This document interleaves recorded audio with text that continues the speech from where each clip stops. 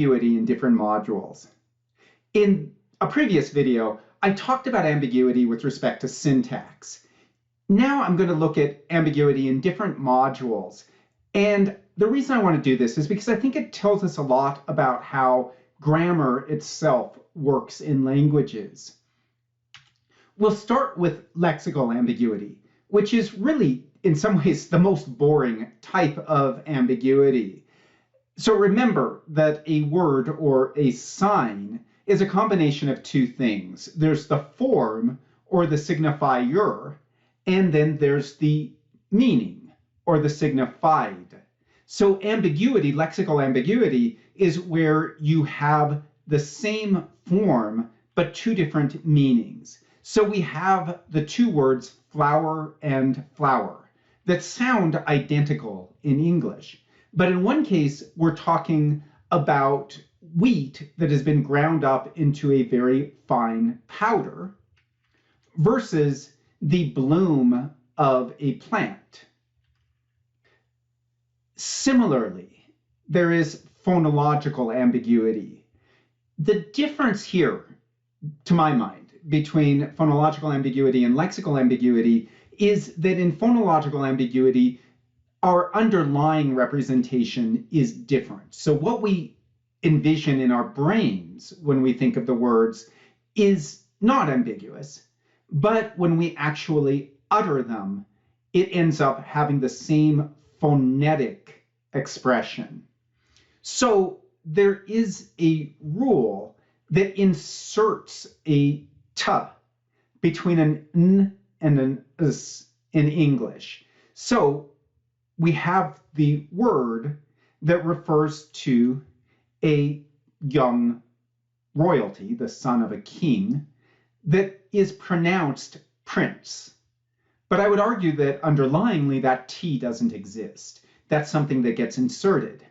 On the other hand, if we think of the plural of print, it's going to be prince, which sounds identical to the son of a king, prince. There's also morphological ambiguity, and this has to do with the order in which affixes get attached to roots. So we have two words, unlockable, which mean different things. In one case, it means not able to be locked. And in this case, we start with the verb lock. We add the able, which turns it into an adjective, meaning able to be locked. And then we add the un to the beginning of that, which cancels it out. It basically means not able to be locked. Versus the other one, which again begins with the verb lock, but this time we add an un to it, so it becomes unlock, and then we add the able at the end, making it unlockable. So in this case, it means able to be unlocked. So not able to be locked versus able to be unlocked. Then, of course, there's syntactic ambiguity, which we talked a lot about in the other video, and I won't go into too much detail, but I think a famous one is from the Groucho Marx joke, I shot an elephant in my pajamas. What he was doing in my pajamas, I'll never know. So in one case, we have the picture of a person wearing pajamas and shooting an elephant.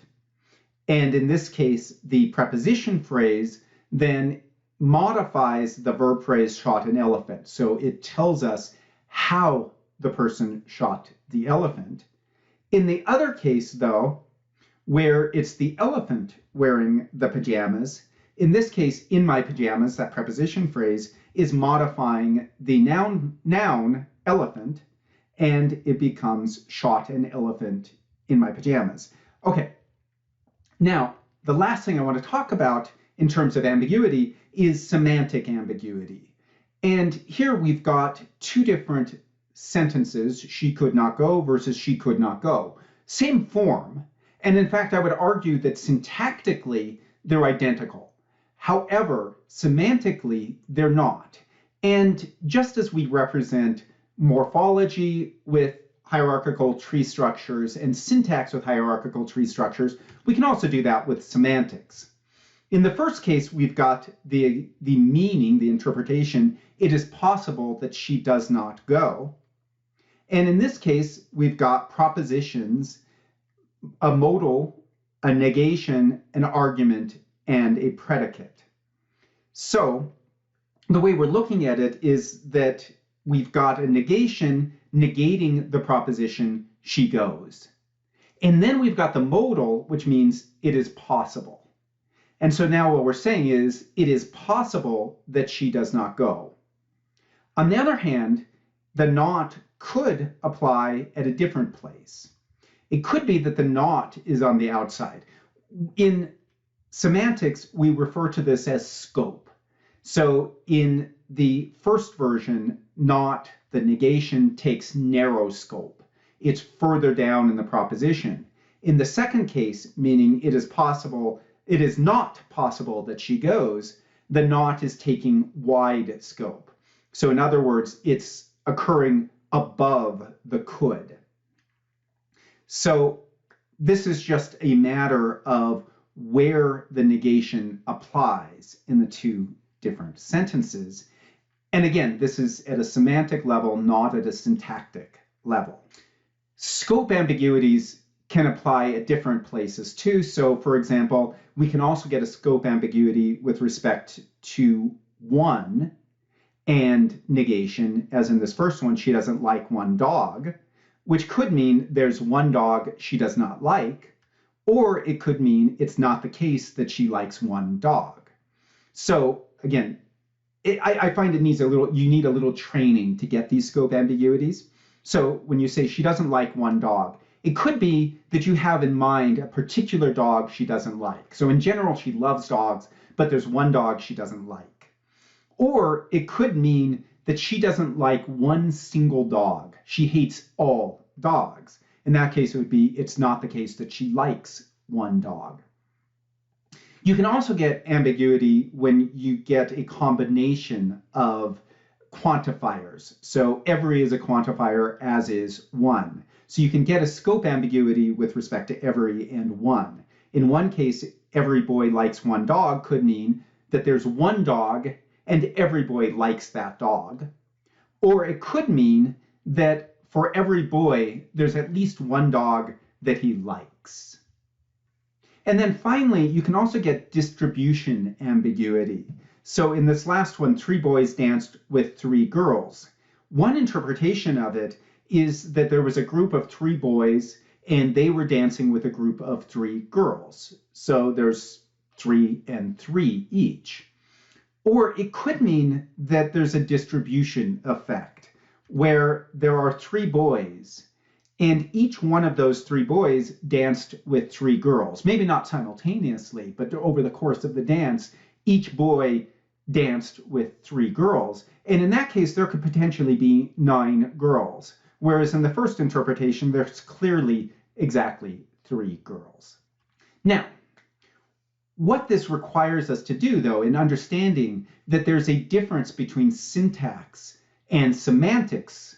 So in other words, there's syntactic structure and there's semantic structure, and they don't always align. And that's just a fact of language. This is a fact that goes across all languages, that there's going to be a mismatch between syntactic structure and semantic structure, at least sometimes.